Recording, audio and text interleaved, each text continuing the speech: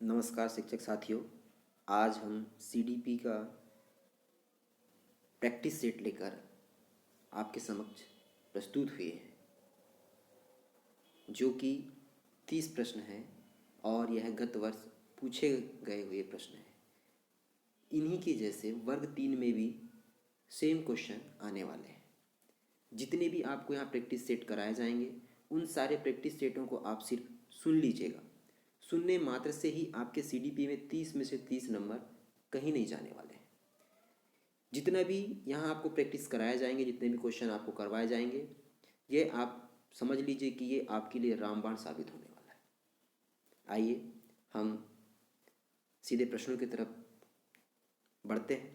पहला जो प्रश्न है वह है कि SEN का पूर्ण रूप है। तो SEN का पूर्ण रूप क्या है?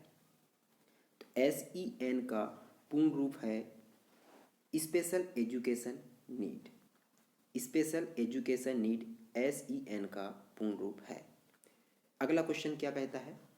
अगला क्वेश्चन है बाल केंद्रित शिक्षा की आवश्यकता मुख्यतः निम्न कारण से बढ़ गई है। जो बाल केंद्रित शिक्षा है उसकी जो आवश्यकता है मुख्यतः कौन सा एक कारण है? चार में से, इन चार में से कौन सा एक कारण है जिसकी वजह से बढ़ गई है? चार ऑप्शन आपके सामने हैं, आप ऑप्शनों को पढ़ सकते हैं। चारों ऑप्शनों में से एक आंसर इसमें सही है कि बाल केंद्रित शिक्षा की जो आवश्यकता है वो क्यों बढ़ गई है। तो इसका जो राइट आंसर है वह चौथा है। क्या है? कि शिक्षक संपूर्ण विकास के लिए अधिक सुसज्जित है। चौथा जो आंसर है इसका राइट आंसर है कि शिक्षक जो है संपूर्ण विकास के लिए अधिक सुसज्जित है। इसी वजह से बाल केंद्रित शिक्षा की आवश्यकता का मुख्य एक कारण बताया गया है। चलिए अगला तीसरा क्वेश्चन की तरफ बढ़ते हैं। तीसरा क्वेश्चन आपके समक्ष है कि जिन लोगों को आर्थिक स्थिति के आधार पर वर्गीकृत किया जाता है उन्हें एक विशेष देश से संबंधित रूप में जाना जाता है। अब आर्थिक स्थिति के आधार पर अगर हम उसे वर्गीकृत करते हैं तो किस रूप में हम जानते हैं? चार ऑप्शन है आपके सामने, आप भी आंसर दीजिएगा। तो इसमें जो आर्थिक स्थिति के आधार पर हम उसे वर्गीकृत करते हैं उसे हम कहते हैं वर्ग। उसे क्या कहा जाता है? वर्ग कहा जाता है। तो ये वर्ग आपका राइट आंसर होगा। चौथा क्वेश्चन है आपके समक्ष कि शिक्षण की एक विशेष पद्धति की धारणा।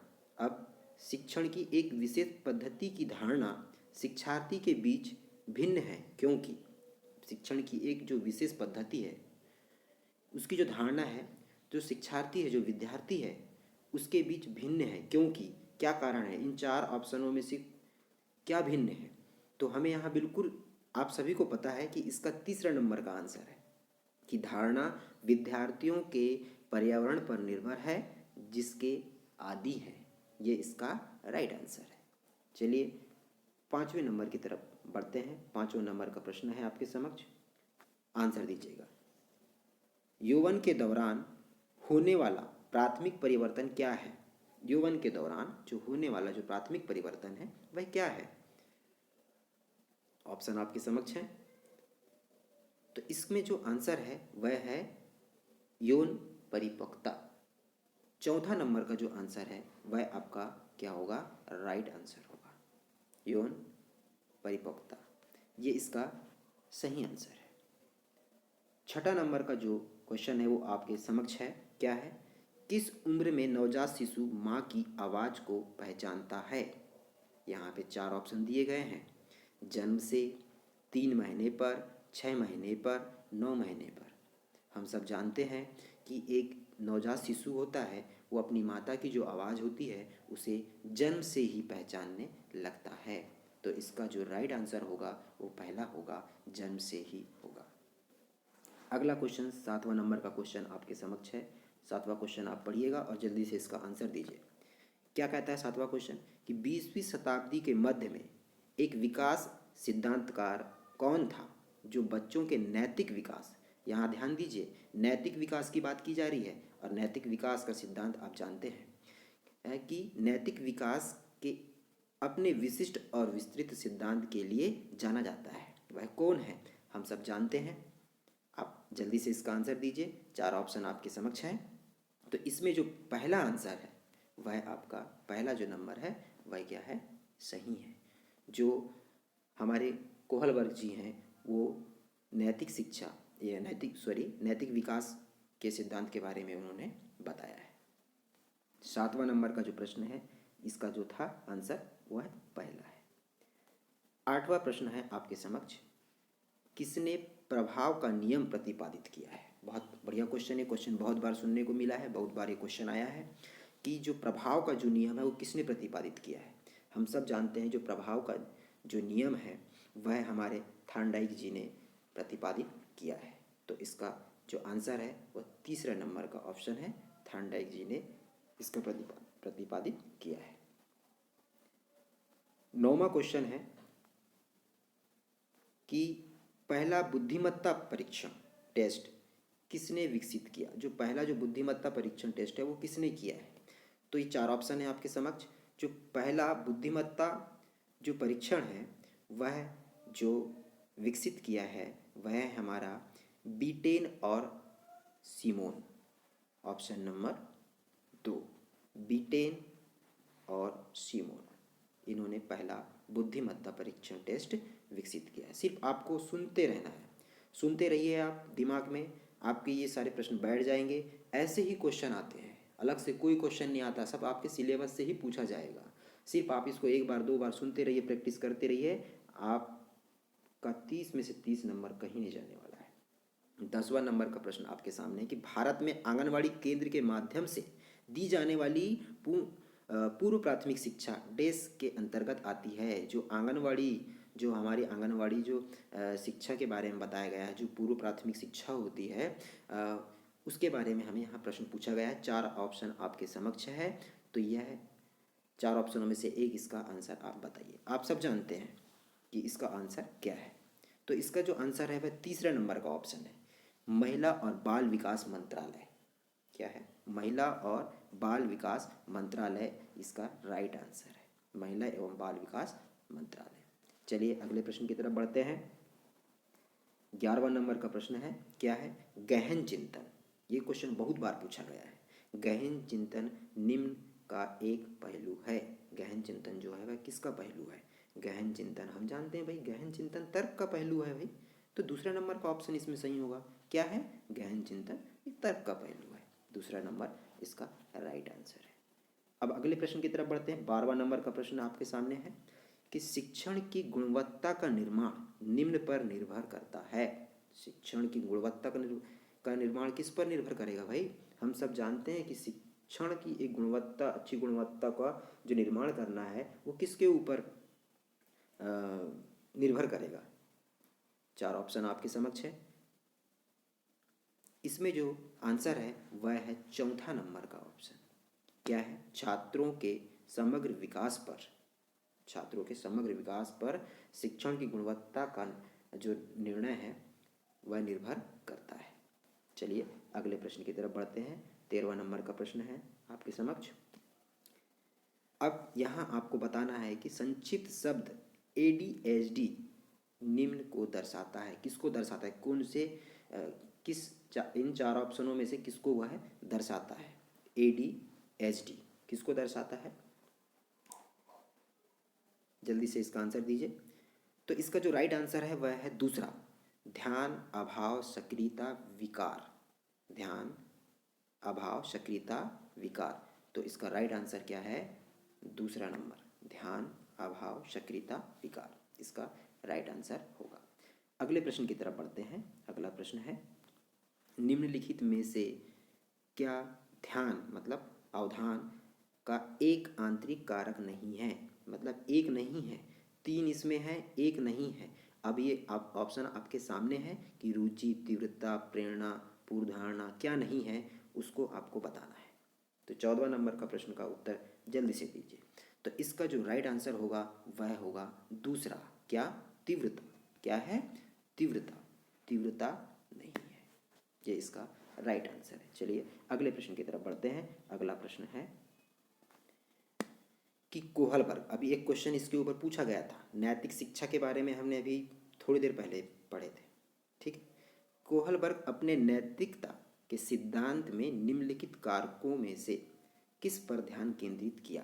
अब कौन सा ऐसा कारक है, किसके ऊपर उन्होंने ध्यान केंद्रित किया है, उसका आपको आंसर देना है। हम सब जानते हैं भाई, परिवार प्रभुत्व तो है ही नहीं है इसमें। इसका जो राइट आंसर है वो संस्कृति भी नहीं है, लिंग भेद भी नहीं है, ये संज्ञानात्मक विकास। तो करेक्ट आंसर जो होगा वह है आपका दूसरा, संज्ञानात्मक विकास। चलिए अगले प्रश्न की तरफ बढ़ते हैं। 16वां नंबर का प्रश्न है, सिर्फ आप प्रैक्टिस करते रहिए और साथों साथ आप आंसर देते रहिएगा। मैं ऑप्शनों को नहीं पढ़ रहा हूँ, इसलिए नहीं पढ़ रहा हूँ कि आप पढ़ रहे होंगे, मैं राइट आंसर बता रहा हूँ। क्यों कि क्या होता है कि वीडियो को सुनने से कभी कभी हम सिर्फ सामने वाले की बातों को सुनते हैं और फिर ऑप्शन हम सोच लेते हैं, लेकिन हमारे दिमाग से पढ़ने से करेक्ट आंसर निकलता है, इसलिए मैं ऑप्शनों को नहीं पढ़ रहा हूँ। तो आप ऑप्शनों को पढ़ते जाइए और उसका आंसर देते जाइए। निम्नलिखित में से क्या सतत एवं व्यापक मूल्यांकन का उद्देश्य नहीं है। अब यहाँ जो है 4 ऑप्शन दिए गए हैं, 4 ऑप्शनों में से सतत एवं व्यापक मूल्यांकन का उद्देश्य 3 है और 1 नहीं है। जो नहीं है उसे आपको छांटना है। जल्दी से ऑप्शन को पढ़िए और तुरंत कमेंट करके इसका आंसर बताइए क्या है।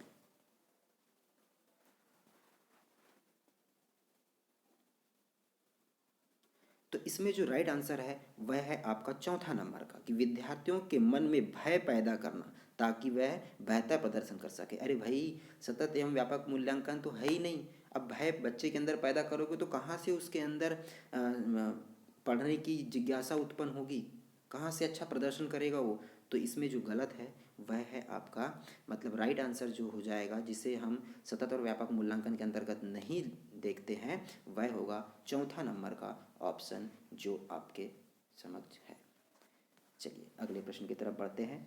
7वां नंबर का प्रश्न आपके सामने, जल्दी से पढ़िए और इस क्वेश्चन का आंसर दीजिएगा। निम्नलिखित में से कौन सा ड्रग उपयोग के लिए जोखिम कारक नहीं है जिसके लिए माता पिता प्रत्यक्ष रूप से उत्तरदायी ठहराए जाएं। जल्दी से इसका आंसर दीजिए।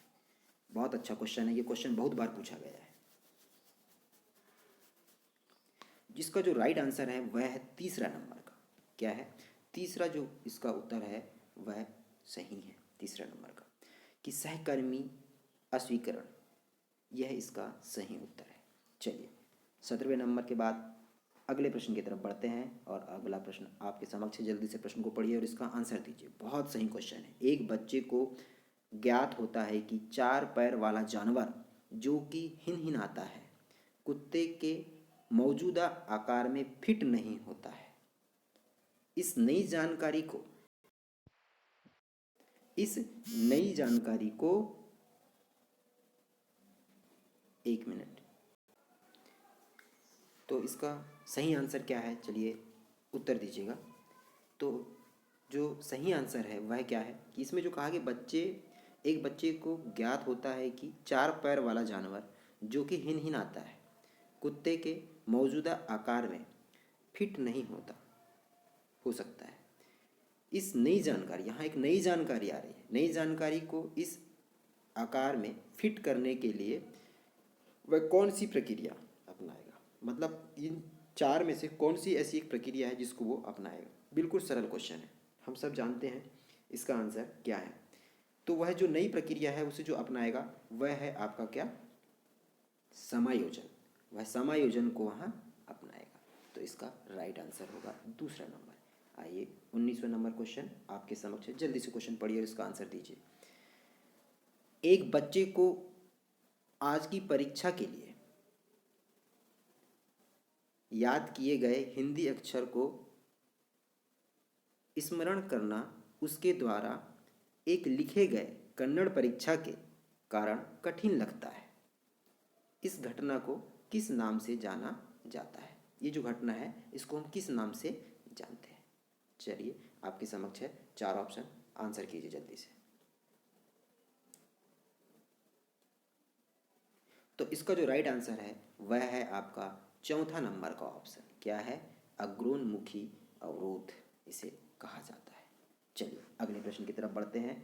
20वां नंबर का प्रश्न है, वाइगोत्स्की के अनुसार बच्चे की भाषा और विचार डैश विकसित करते हैं। भाई बच्चे की जो भाषा है और विचार वाइगोत्स्की ने क्या कहा है, तो इसके बारे में आपको बताना है। किस चीज़ को विकसित करते हैं? एकदम ये क्वेश्चन भी बहुत बार सीटेट में ही पूछा गया हुआ क्वेश्चन है ये। तो बताइए इसका आंसर क्या होगा? तो इसका जो आंसर है वह है पहला ही ऑप्शन है। क्या है? कि एक दूसरे से स्वतंत्र होकर बाद में आपस में सम्मिलित हो जाते हैं। इसका राइट आंसर है एक दूसरे से स्वतंत्र होकर बाद में आपस में क्या होते हैं? सम्मिलित हो जाते हैं। ये इसका राइट आंसर होगा। चलिए 21वें नंबर का क्वेश्चन आपके समक्ष है। 21वें नंबर का क्वेश्चन का आप आंसर कीजिए। क्या है इसका आंसर?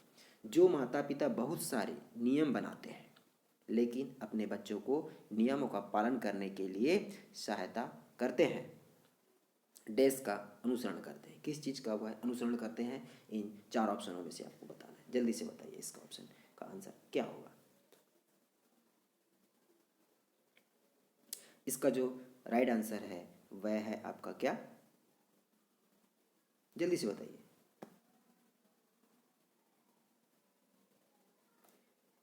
तीसरा नंबर का सही आंसर है इसका। क्या है? आधिकारिक पालन पोषण। क्या है? आधिकारिक पालन पोषण इसका राइट आंसर है। चलिए अगले प्रश्न की तरफ बढ़ते हैं। 22वें नंबर का प्रश्न आपके समक्ष है। कार्य करने और एक लक्ष्य की ओर बढ़ने की इच्छा है। कार्य करने और एक लक्ष्य की ओर बढ़ने की इच्छा है। क्या है भाई? जो हम कार्य कर रहे हैं, एक लक्ष्य की ओर बढ़ रहे हैं, तो हमें एक प्रेरणा मिलेगा, तभी तो हम किसी कार्य और किसी लक्ष्य की तरफ बढ़ेंगे ना। तो इसका राइट आंसर तीसरा है भाई, मोटिवेशन, प्रेरणा इसका सही आंसर होगा। चलिए 23वें नंबर की तरफ बढ़ते हैं। 23वें नंबर का प्रश्न आपके समक्ष है। बताइए इसका आंसर क्या होगा? निम्नलिखित सिद्धांतकार में से कौन अधिगम की प्रक्रिया में वर्गीकरण के महत्व पर जोर देता है? वर्गीकरण के महत्व पर कौन कौन सा ऐसा सिद्धांतकार है जो जोर देता है अधिगम की प्रक्रिया के वर्गीकरण में? कौन सा है?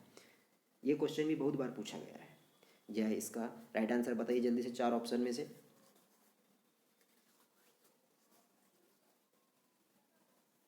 इसका राइट आंसर है तीसरा नंबर, जो है बर्नर जो महोदय हैं। यह जो अधिगम है, अधिगम की प्रक्रिया को वर्गीकरण में अधिक जोर देते हैं, अधिक महत्व देते हैं। यह इसका राइट आंसर है। अगले प्रश्न की तरफ बढ़ते हैं। 24वां प्रश्न आपके समक्ष है। क्या है 24वां प्रश्न? क्या कहता है कि विज्ञान में समस्या आधारित शिक्षण शिक्षार्थियों के मन की वैज्ञानिक आदतों को प्रोत्साहित करती है। इसमें से कौन सा विकल्प समस्या आधारित सिद्धांत सीखने के कुछ दिशा निर्देश का उचित वर्णन करता है? जो दिशा निर्देश है उसका उचित वर्णन करता है। इसका राइट आंसर जल्दी से बताइए। 4 ऑप्शन आपके समक्ष है। जल्दी से 4 ऑप्शन को पढ़िए और इसका कमेंट कीजिएगा जल्दी से।